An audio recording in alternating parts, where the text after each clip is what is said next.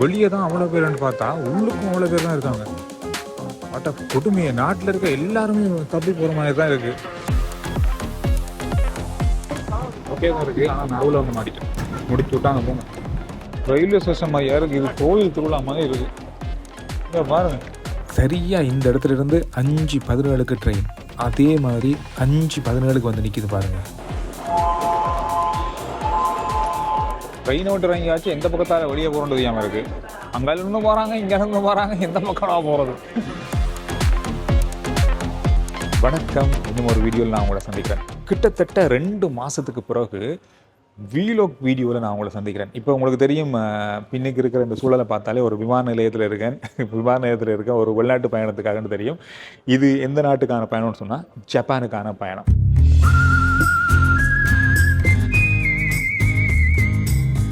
இப்போ நேரம் சரியாக 11 மணி இரவு 12:45 அதிகாலைக்கு இங்கேருந்து ஹாங்காங் போயிட்டு ஹாங்காங்கில் தான் நாங்கள் வந்து ஜப்பானுக்கு போகிறோம். 4 மணித்தியாலம் இங்கேருந்து ஹாங்காங்கிலேருந்து 4 மணித்தியாலம் ஜப்பான், 8 மணித்தியாலம் விமானம், 2 மணித்தியாலம் டிரான்சிட்டுக்காக நாங்கள் வந்து காத்திருப்போம் ஹாங்காங் விமான நிலையத்தில்.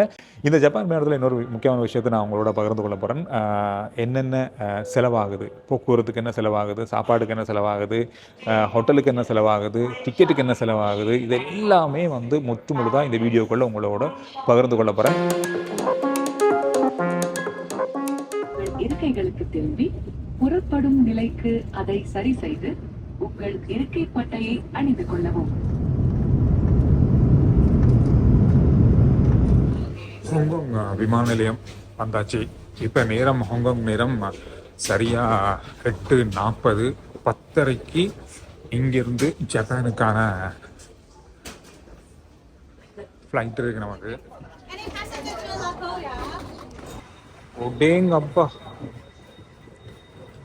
ஹைவே மாதிரி இருக்கு ஹாங்காங் விமான நிலையம். இந்த பயணம் வந்து 10 மணித்தியாலம், கிட்டத்தட்ட 10 மணித்தியாலம். எப்படின்னு சொன்னால் நேராக, அதாவது நாங்கள் கொழும்பு கர்நாயக்க விமான நிலையத்தில் இருந்து ஜப்பான் டோக்கியோவுக்கு போகிறதா இருந்தால் 8 முதல் 8:30 மணித்தியாலம் தான் இருக்குது. அதாவது ஸ்ரீலங்கன் ஏர்லைன்ஸில் நாங்கள் வந்து இது டிரான்சிட் கத்தே பசிபிக் ஃப்ளைட்டில் டிரான்சிட்டில் போகிறபடியாக அங்கேருந்து 4:30 மணித்தியாலம், இங்கேருந்து அதாவது ஹாங்காங் ஏர்போர்ட்டில் இருந்து 4:30 மணித்தியாலம், கிட்டத்தட்ட 9 மணித்தியாலம் பயணம். இது இப்போ தான் 5:30 மணித்தியாலத்தில் முடிவுக்கு கொண்டு வந்திருக்கோம். இன்னும் 4:30 மணித்தியால பயணம் இருக்குது. அதோட இன்னும் 1 மணித்தியாலம் ஃப்ளைட்டுக்கு நேரம் இருக்குது. கிட்டத்தட்ட 5:30 மணித்தியாலத்தில் நான் வந்து டோக்கியோ விமான நிலையத்தை சென்றடைவோம் நினைக்கிறேன். நான் வேறு கர்நாயக விமான நிலையத்தை வச்சு சந்திச்சேன்னா, ஜப்பான்லாம் வேலை செய்கிறாரு. நல்லா இருக்கு.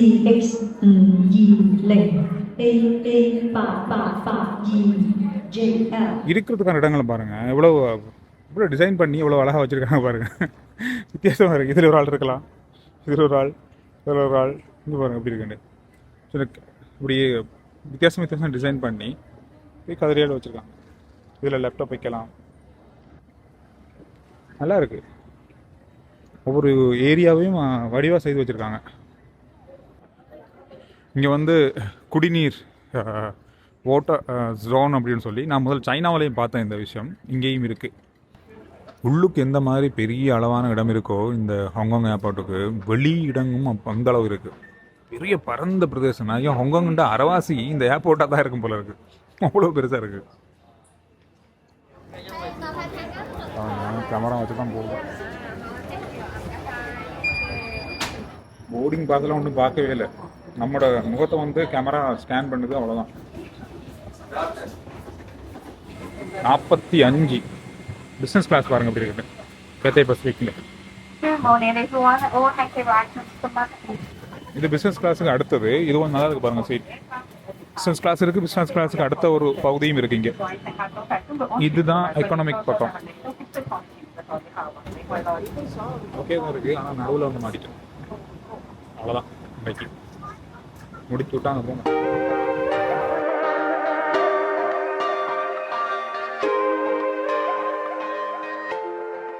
பத்து மணித்தியாலத்துக்கு பிறகு ஜப்பானுக்கு வந்திருக்கோம். போயிட்டு இமிக்ரேஷன் முடிக்க போகிறோம். இது வந்து நரிட்டா விமான நிலையம், அதாவது டோக்கியோண்ட நரிட்டா விமான நிலையம். இங்கே வந்து ஒன்று தான் இருக்கா, ஒரு விமான நிலையம் தான் இருக்கா? இதுதான் பெருசு, இதுதான் பெருசு. நீங்கள் இங்கே தான் இருக்கீங்களா? சொந்த இடம் வாங்க சொந்தம் அக்கூர். அக்குறணும். ஓகே. நிறைய பேர் சந்திச்சேன் இலங்கை ஆக்களை. நிறைய பேர் இருக்காங்க. ஜப்பானில் நிறைய பேர் இருக்காங்க நம்ம இலங்கை ஆக்கள். ஒவ்வொரு வேலையிலையும் இருக்காங்க, ஒவ்வொரு இடத்துலையும் இருக்காங்க. ஒரு மாதிரி வெளியே வந்தாச்சு. வெளியே வந்தாலும் ஏர்போர்ட் மாதிரி தான் இருக்குது. இல்லை எங்கே போகிறதுனே தெரியல, ரோட்டே தெரியல, எங்கடா போகிறது தெரியாமல் இருக்குது. இன்னொரு விஷயம் ஒன்று இருக்குது, இமிக்ரேஷனில் கிட்டத்தட்ட எனக்கு தெரிஞ்சு 1 மணித்தளவும் 20 நிமிஷமும் இமிக்ரேஷனில் நிறைய காரணங்கள் இருக்குது. அதுக்கு நிறைய கேள்விகள், நிறைய விஷயங்கள். இங்கே வர்றதுக்கான ஹோட்டல் புக் பண்ணது, ட்ரெயினில் போகிறதுக்கான டிக்கெட், இந்த மாதிரி நிறைய விஷயங்கள் வந்து கேட்டாங்க. அதோடு மட்டும் இல்லாமல் எவ்வளோ காசு கொண்டு வந்திருக்கோம், எங்கே தங்க போகிறோம், எத்தனை நாள் தங்க போகிறோம், எங்கெங்கெல்லாம் போக போகிறோம், இந்த மாதிரியான பல கேள்வி. நான் இதுவரைக்கும் போன நாடுகள்லேயே அதிகமான இமிக்ரேஷனுக்கு செலவான நாடு இந்த ஜப்பான் தான். கிட்டத்தட்ட 1 மணித்தியாலம் 1.5 மணித்தியாலத்துக்கு கிட்டத்தட்ட. அதுக்கு பிறகு ஒரு விளக்கம் சொன்னாங்க அவங்க, ஏன் வந்து லேட்டான இவ்வளவு செக்கிங், ஏன் இவ்வளவு கேள்விகள் உங்கள்கிட்ட என்னன்னு சொன்னால், இலங்கையிலேருந்து நிறைய பேர் வந்து அதாவது விசிட் விசா, டூரிஸ்ட் விசாவில் வந்து நிறைய பேர் இங்கே தங்கியிருந்து வேலை செய்கிறாங்க. அதாவது அதனால் எல்லார் மேலேயும் ஒரு சந்தேகம் இருக்குது. எல்லார் மேலேயும் ஒரு சந்தேகம் பாரத்தால் தான் நானும் வந்து லிஸ்ட்டில் மாட்டியிருக்கேன்னு நினைக்கிறேன். அது மட்டும் இல்லாமல் நான் இங்கே 15 நாள் நிற்க போகிறேன். ஆனால் எனக்கு வீசா வந்து 10 நாள் தான் இருக்குது, முடிய போகுது. கடைசி நேரத்தில் வந்திருக்கேன். ஏன் 3 மாதத்துக்கு முதல்ல உங்களுக்கு வீசா கிடச்சி கடைசி நேரத்தில் வந்தீங்க அப்படின்னு கேட்டுறது அது ஒரு காரணம். இந்த மாதிரி நிறைய காரணங்கள் இருக்குது. ஆனாலும் எனக்கு 1 மாதம் வீசா தந்தாங்க. இன்னொரு 1 மாதம், அதாவது எப்படியுமே நாம் உள்ளுக்கு வரும்போது 1 மாதம் வீசா தருவாங்க. 30 நாள் வீசா தந்திருக்காங்க. அதில் ஒரு பிரச்சனை இல்லை. ஆனால் இதை பற்றி விளங்கப்படுத்தினாங்க. இங்கே என்னென்ன செய்யணும், என்னென்ன செய்யக்கூடாதுன்ற பல விஷயங்கள் சொன்னாங்க. எப்படி போகிறீங்க, என்ன மாதிரியான டிரான்ஸ்போர்ட்டை நீங்கள் பாவிக்க போகிறீங்க, இந்த மாதிரி பல கேள்விகள். ஏன்னா நாம் மற்ற நாடுகள் மாதிரி போயிட்டு கார் எடுத்துகிட்டு பஸ் எடுத்துகிட்டு போக இயலாதீங்க. என்னென்ன இடத்துக்கு போகணும், அந்தந்த நம்பர் இருக்குது, இந்த மாதிரி பல விஷயங்கள் இருக்குது. இதெல்லாம் உங்களுக்கு தெரியுமா, இதெல்லாம் தெரிஞ்சு கொண்டா வந்தீங்க, இதெல்லாம் உங்களுக்கு நீங்கள் வந்து சமாளிப்பீங்களா, அவங்க யாராவது நண்பர்கள் இருக்காங்களா, இந்த மாதிரி நிறைய கேள்விகள் கேட்டாங்க. சரி, இதெல்லாம் தாண்டி வந்துட்டோம். இதுக்கு பிறகு நான் வந்து ட்ரெயின் பாஸ் வந்து புக் பண்ணியிருந்தேன். ட்ரெயின் பாஸ் 50,000 ஜென், அதாவது ஜப்பானிய ஜென், எங்களோட காசு 1 லட்சம். ஒரு கிழமைக்கு 7 நாளைக்கு பாவிக்கலாம், அன்லிமிட்டடாக பாவிக்கலாம். அந்த கார்டை எடுத்துட்டு நாங்கள் வெளியில் போவோம். அதுக்கு பிறகு ட்ரெயினில் போகிறதா, காரில் போகிறதா, பஸ்ஸில் போகிறதான்றதை பார்ப்போம். இப்போவே நேரம் 5 மணி ஆக போகுது. எப்படி ஹோட்டலுக்கு போய் சேரப்போறான்னு தெரியல. ஹோட்டல் ஏற்கனவே புக் பண்ணிட்டேன். சிக்கல் தான், பழகத்தான் பண்ணும் போல இருக்குது. இதில் உள்ள பெரிய சிக்கல் என்னன்னு சொன்னால், ட்ரெயின் ஸ்டேஷன் இருந்தாலும் நம்ம போகிற அந்த ஸ்டேஷனுக்கு எங்கே டிக்கெட் எடுக்கணும்னு தெரியாது. டிக்கெட் கவுண்டராது அட கொடுமையை எப்படி வச்சுருக்காங்க பாருங்க. ஏடிஎம்மில் காசை போட்டு டிக்கெட் எடுக்கணும் வர கிட்டத்தட்ட 1 மணித்தியாலும் 40 நிமிஷமும் பிடிக்க போகுது நம்முடைய ஹோட்டலுக்கு போகிறதுக்கு. அவ்வளோ தூரத்தில் இருக்கா? செத்தாண்டா சேகரண்டைக்கு, என்னடாப்பா இது டொக்கராது. இன்னொரு விஷயம் சொன்னாங்க, இமிக்ரேஷன் முடிச்சதுக்கு பிறகு டூரிஸ்ட் வீசாவில் வந்துட்டு வேலை செய்கிறது மட்டும் இல்லை, இங்கே தங்கியிருக்கிறது மட்டும் இல்லை, அசலம், அதாவது ரிஃப்யூஸ் இது பண்ணுறாங்க. அதுவும் வந்து ஒரு பெரிய பிரச்சனையாக இருக்குது. இது வந்து அதிகமானவங்க பண்ணுறதால இங்கே எல்லாருக்குமே டூரிஸ்ட் எல்லாருக்குமே சிக்கல். இது இலங்கை, இந்தியா போல் நாடுகளில் இருந்து வாரவங்க எல்லாருக்குமே பெரிய சிக்கலில் இருக்காங்க. ஏன்னா அந்தளவுக்கு பயங்கரமாக செக் பண்ணுறாங்க டூரிஸ்டாக வந்தாலும் கூட. JR ஜப்பான் பாஸ் இதில் எடுக்கலாம். எடுத்துரும். No, this is a notification approaching. Okay. So just before this one, you have the purchase completion. If you want to make a reservation, please go to the ADJR ticket office and the machine you can reserve. Okay. Just insert. Yeah. Okay, இதுதான் முக்கியமான சாமான். தொலைச்சமோ முடிஞ்சுது. Okay, இதான் பாருங்கள், 50,000 gen, எங்களோட காசு 96,000 ரூபா வரும். 7 நாளைக்கு பாவிக்கலாம். இது கட்டாயமான ஒன்று. இங்கே 5:19 நமக்கு ட்ரெயின். எங்களோட காசு வந்து 8,000 ரூபா வந்துட்டு 1.5 மணி நேரம் ட்ரெயின் பாருங்கள். அதனால தான் நான் வந்து 50,000 கொடுத்து ஒரு கிழமைக்குரிய ட்ரெயின் பாஸ் எடுத்தோம். இது வந்து ஒரு முக்கியமான விஷயம் ஜப்பானில் பயணம் செய்கிறவங்களுக்கு. இங்கே வந்து ஒரு பெரிய ஒரு பிரச்சனை இருக்குது. என்னென்னு சொன்னால், பப்ளிக் டிரான்ஸ்போர்ட் தான் இங்கே அதிகமாக பாவிக்கணும். பப்ளிக் டிரான்ஸ்போர்ட் தான் வந்து நமக்கு லாபமாக இருக்கும். மற்றபடி டாக்ஸி எல்லாம் போனோம்னு சொன்னால் வாழ்க்கை வருத்திடும். இதே இவ்வளவு இருக்கும்போது அது எப்படி இருக்குன்னு யோசிச்சு பாருங்கள். நம்ம ட்ரெயின் எங்கே வரும்னு தான் தெரியல. இதில் 5 போட்டிருக்கு, 5ஆம் நம்பர். ஓகே, இந்த இருக்குது 5. இந்த இடத்துக்கு வரும்னு நினைக்கிறேன். இதில் ஒரு முக்கியமான விஷயம் இருக்குது. இங்கே பாருங்க, ட்ரெயின் வரும் வரைக்கும் இந்த கம்பி வந்து திறக்காது. இந்த வேலி மாதிரி போட்டிருக்காங்க தானே கம்பி, இந்த கம்பி வந்து திறக்காது. ட்ரெயின் வந்தவர் தான் திறக்கு. நான் ஒரு வீடியோவில் பார்த்தேன் இதை. அதுக்கு பிறகு ட்ரெயின் எடுத்த பிறகு இந்த கம்பி வந்து மூடப்பட்டுரும். கேபிள் மாதிரி இருக்குது. வித்தியாசமாக இருக்குது எல்லாம். பயங்கர பாதுகாப்பாக இருக்குது. ரயில்வே ட்ராக் நம்மள மாதிரி தான் இருக்கா? ஓ, கிட்டத்தட்ட நம்மள தான். நம்மளோட ட்ரெயின் ட்ராக் மாதிரி தான் இருக்குது. வித்தியாசமெல்லாம் ஒன்றும் இல்லை, அதே ட்ராக் தான்.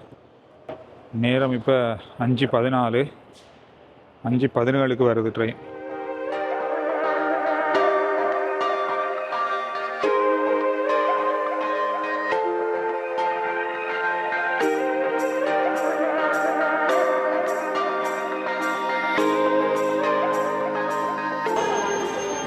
அப்புறம் அந்த கேட்டில் நான் போகிறேன். சரியாக அந்த கேட்லேயே நிற்கிது பாருங்கள்.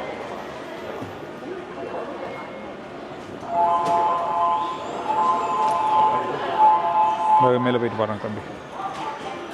அப்புறம் கேட் ஓப்பன் ஆகும். ஏறி போயிட வேண்டியதான். பார்ப்போம் என்ன சீட் நம்பர்லாம் தெரியாது நமக்கு. பார்ப்போம் என்ன நடக்குதுண்டு. லக்கேஜ் வைக்கிறதுக்கு இடம் இருக்குது. இப்படி வச்சிடலாம் பாருங்கள். இவ்வளோ லக்கேஜ் லாக் இருக்குது. போட்டு இதில் கட்டி வச்சிடலாம். இது மாதிரி கட்டி வச்சிடலாம் பாருங்கள். அடுத்து நம்பர் உங்களுக்கு நமக்கு ஏற்ற மாதிரி நம்பர் ஒன்று போட்டு வச்சிட்டோம்னா சரி, யாரும் எடுக்க இயலாது. சீட்லாம் பாருங்கள் எப்படி இருக்குன்னு. பார்க்குறது சும்மா பலன்னு இருக்குது. எந்த சீட்டுன்ட்டு தெரியல, எந்த நம்பர்னு தெரியல. இது 13Dயா ஒரு மாதிரி சீட்டை கண்டுபிடிச்சிட்டேன். நான் ஏறின இடத்துல தான் இருந்தது. தேடி தேடி தேடி தேடி திரும்ப இதே இடத்துக்கு வந்திருக்கேன். உண்மையிலே நாங்கள் வந்து எது நடந்துடுவோம், ஏதாவது மாறி ஏறிடுவோம், மாறி இருந்துருவோம்ன்ற பீதியில் நாங்கள் வந்து தடுமாறுறோம். அது மட்டும்தான் உண்மை. ஆனால் என்னென்ன சிஸ்டம் எல்லாம் சரியாக நாங்கள் இதை சரியாக கண்டுபிடிச்சிட்டோம்னு சொன்னால் இதை போல் ஈஸியான வேலை எதுவுமே இல்லை. நான் சைனா போல் இப்படி தான் இருந்துச்சு. ஆனால் 2 நாளில் பழகினது. ஆனால் ஜப்பான் வந்து கொஞ்சம் அதில் கொஞ்சம் வித்தியாசமாக தான் இருக்குது. ஆனாலும் ஓகே தான் இருக்குது. ஆனால் இப்போ நான் போகிற ட்ரெயின் வந்து நான் இருக்கிற ஹோட்டலுக்கு கிட்டத்தான் போகுதா அப்படின்ற சந்தேகம் எனக்கு இருக்குது. எப்படி இருந்தாலும் 2 ஸ்டேஷன்லாம் நின்றுருக்கு. ஆனால் நான் போகிறதுக்கான அந்த இடத்துக்கான பேர் தான் இந்த டிக்கெட்டில் போட்டிருக்காங்க. பாப்பா கடைசி பஸ் ஸ்டாண்ட் மாதிரி கடைசி ஸ்டேஷனில் எங்கேயாவது நிற்கும் தானே, அங்கேயாவது இறங்குவோம். வேறு எங்கேயாவது போக தேடும். என்னால் முடியல சாமி என்ன மாதிரி தான் இருக்குது. நிறைய விஷயங்கள் இருக்குது. நிறைய விஷயங்கள் வந்து ஒவ்வொரு நாட்டுக்கு போகும்போது ஒவ்வொரு வித்தியாசமான அனுபவங்கள் இருக்குது. இந்த அனுபவங்கள் எல்லாமே வந்து இன்னொரு நாட்டுக்கு போகக்குள்ள உதவும். நான் சைனா போகக்குள்ள சில விஷயங்கள் வந்து அங்கே பழகின விஷயங்கள் இங்கே எனக்கு உதவுதுன்னு நினைக்கிறேன். அதோட நம்ம தமிழ் ட்ரக்கர் புவனி எங்கெங்கே போகணும், என்ன செய்யணும், என்ன எங்கே பாஸ் எடுக்கணும், எப்படி எடுக்கணும், எப்படி போகணும் அப்படின்ற விஷயங்கள் எல்லாமே அவர் சொல்கிறது எனக்கு ஒரு பெரிய உதவியாக இருக்குது. ட்ரெயின்லேருந்து இறங்கியாச்சு. சினோகாவா ஏதோ பேர் வாயில் வரதே இல்லை. இதிலிருந்து தான் நான் வந்து ஹோட்டலுக்கு போகணும். ஹோட்டலுக்கு போகிற எந்த பக்கம் போகிறேன்னு தெரியல. ஒரு மாதிரி ட்ரெயினை பிடிச்சி ஏறி வந்துட்டேன். இன்னொரு விஷயம், ஜப்பான் எவ்வளோதான் தொழில்நுட்பத்தில் வளர்ந்தாலும் ஒரு விஷயம் வந்து இன்னும் மாறலை பாருங்கள். இந்த மணிக்கூடு பாருங்கள். இந்த முள்ளு மணிக்கூடு இன்னும் மாறலை. இங்கே இருக்குது. நான் 2 இடத்துல பார்த்தேன். ஆனால் எங்கேயோ தற்செயலாக இருக்குன்னு பார்த்தேன். ஆனால் இங்கே இருக்குது. 6:30 மணி நேரம். என்னதான் இருந்தாலும் இந்த ரயில்வே ஸ்டேஷனில் இந்த மணிக்கூடு வச்சுருக்காங்க. ஜப்பான் சில விஷயங்களை இன்னும் மாற்றலை. ஆனால் பல விஷயங்களில் எங்கேயோ போயிட்டாங்க. கூகுள் மேப்பர் ஒரு மாதிரி திருப்பி மாற்றி காட்டுது. சரி, எதுக்கு இதை தாண்டி வெளியே போவோம். பாருங்கள், வேலைக்கு போயிட்டு எவ்வளோ பேர் போகிறாங்க வாராங்க. அம்மாடியோ, முழுப்பெரும் ஜாக்கெட் போட்டிருக்காங்க. அவ்வளோ குளிருது. இதை விட்டு வெளியே போனால் தான் எப்படி உலகம் இருக்குன்னு பார்க்கலாம். இந்த பேக் என்ன தடக்கி விட்டு இருக்கு. ரயில்வே ஸ்டேஷன் மாதிரியா இருக்கு. இது கோயில் திருவிழா மாதிரி இருக்கு. இங்கே பாருங்க.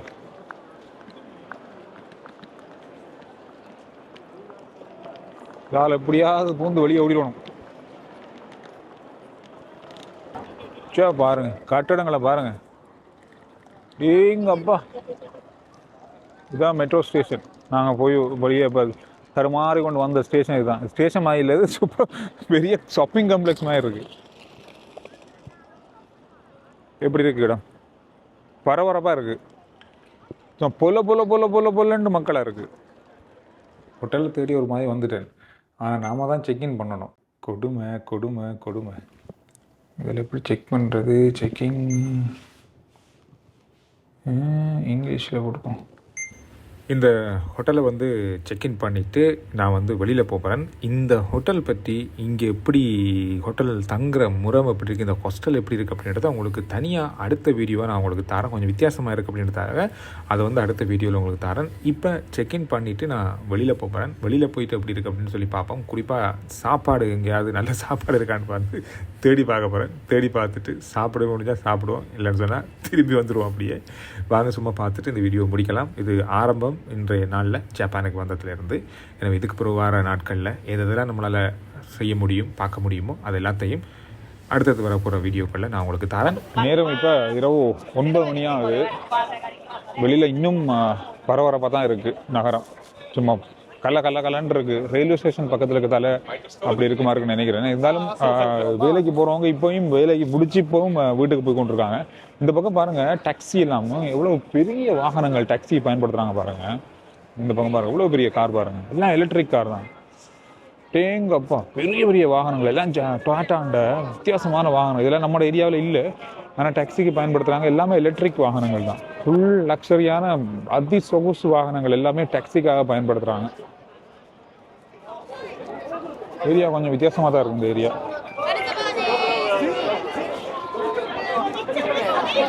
ஸ்ட்ரீட் ஃபுட் ஏரியான்னு நினைக்கிறேன். எப்பவுமே இப்படி தான் இருப்பாங்களா, இல்லை அப்பப்போ தான் அப்படி இருப்பாங்களான்னு தெரியல. இது சைனா மாதிரி தான் இருக்குது. சைனாவோட சில இடங்கள் பாருங்கள். இந்த ரெஸ்டாரண்ட்டில் பாருங்கள் எப்படி ஃபுல்லாக இருக்காங்க, எவ்வளோ பேர் இருக்காங்க.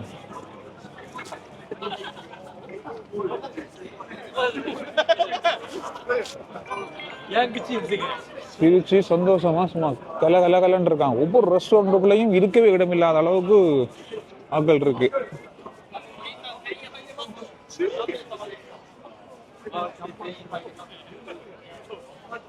அங்கங்க போலீஸ் வந்து நிறைய இடங்கள் இருக்காங்க. அதை பார்த்து பார்க்க கிடைக்குது. பக்கம் பாருங்க, எல்லாரும் கோட்டு சூட்டு போட்டு வந்துட்டாங்க. அந்த அளவுக்கு குளிர். மெக்டானல்ட்ஸ் இருக்கு, 7-Eleven இருக்கு. இந்த பக்கம் 7-Elevenல ஏதாவது வாங்குவோம், இல்லாட்டி மெக்டானல்ட்ஸ் ஏதாவது வாங்குவோம், வேற வழி இல்லை. பன்னுகள் இருக்கு, பன்னு பான் எல்லாம் இருக்கு. ஒவ்வொன்று வச்சுக்காங்கப்பா.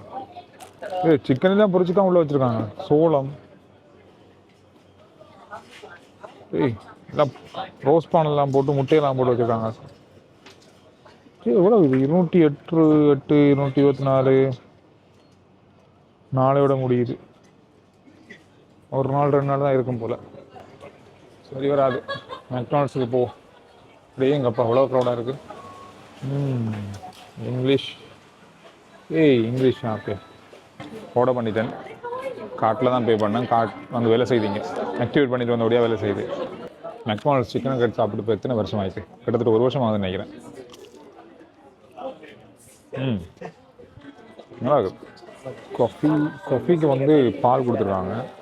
சீனி இவ்வளவு தான். இதுக்கு மேலே நீங்கள் சீனி போடவே கூடாதுன்றதுக்காக சீனி கொஞ்சமாக கொடுங்க. பாருங்கள், சின்ன ஒரு இவ்வளோ பெரிய கப்புக்கு. இப்போ தான் சீனி குடிக்க மாட்டாங்க போல இருக்குது, அதனால சின்னதாக வச்சுருக்காங்க. ஜப்பானில் வந்து எல்லாமே விலைதான் அப்படின்னு சொல்கிறதுல இந்த தண்ணி போத்தல் வாங்கி நல்லா தெரிஞ்சுது எனக்கு. இந்த 2 தண்ணி போத்தலும் வந்து இலங்கை ரூபாவில் 640 ரூபா. இந்த 2 தண்ணி போதும் 7-Elevenல. அந்தளவுக்கு அதிகமான விலை பொருட்களுக்கு இருக்குங்க. இங்கே இருக்கிறவங்க எப்படி சமாளிக்கிறாங்கன்னு தெரியாது, ஆனால் அவங்களுக்கு பெருசாக இது இல்லைன்னு நினைக்கிறேன்னா அவங்க அதிகமாக இங்கே சம்பாதிக்கிறாங்க. அதிகமாக, அதாவது பொதுவாக இங்கே இலங்கையிலேருந்து வந்த இங்கே வேலை செய்கிறவங்க வந்து ஒரு நாளைக்கு ஒரு தாள் அப்படின்னு சொல்கிறாங்க. ஒரு தாள் வந்து அவங்களுக்கு சம்பளமாக கிடைக்குது. ஒரு தாள்ன்றது 10,000 ரூபா. 10,000 ஜப்பானிய காசில் அப்படின்னு சொல்லும்போது இலங்கை காசில் 19,500 ரூபா, 20,000 கிட்டத்தட்ட வரும் ஒரு நாளைக்கு. அது எல்லாருக்கும் இல்லை, ஒரு சிலருக்கு அப்படி இருக்குது. ஒரு சிலர் இதை விட கூடவும் வந்து சம்பளமாக எடுக்கிறாங்களாம் ஒரு நாளைக்கு. அது 10,000க்கும் அதிகமாக. ஜப்பான் காசில் கிட்டத்தட்ட இலங்கை காசில் ஒரு 20,000லேருந்து 25,000, 30,000 அந்த மாதிரியும் ஒவ்வொரு நாளும் சம்பளமாக கிடைக்குது நிறைய பேருக்கு. அப்படி பார்க்கும்போது இங்கே இருக்கவங்க அதோட கூட உழைப்பாங்கன்னு நினைக்கிறேன். அதனால தான் எல்லா பொருட்களுக்குமே விலை. பயங்கரமான வெயில். இப்படி நிறைய வித்தியாசங்கள், நிறைய பார்க்குற இடமெல்லாம் ஏதோ நமக்கு புதுசாக தான் தெரியுது. நிறைய ஜப்பான் வீடியோக்கள் நீங்கள் பார்த்தாலும் கூட நாம் என்னத்தை பார்க்குறோம், என்னென்ன விஷயங்கள் நமக்கு வித்தியாசமாக தெரியுது, இதெல்லாம் வந்து அடுத்தடுத்த வீடியோக்குள்ளே பார்க்கலாம். இந்த வீடியோ இதோட முடிக்கிறோம். Arch Chandru vlog YouTube channel, அதோட ஆர்ச்சி மேனகா ஃபேஸ்புக் பேஜ், ரெண்டையும் ஃபாலோ பண்ணுங்கள். ஜப்பானில் இருந்து அடுத்தடுத்து வரப்போகிற வீடியோக்களுக்கு தயாராக்குங்க. நன்றி, வணக்கம். அடுத்த வீடியோவில் நான் உங்களை சந்திக்கிறேன்.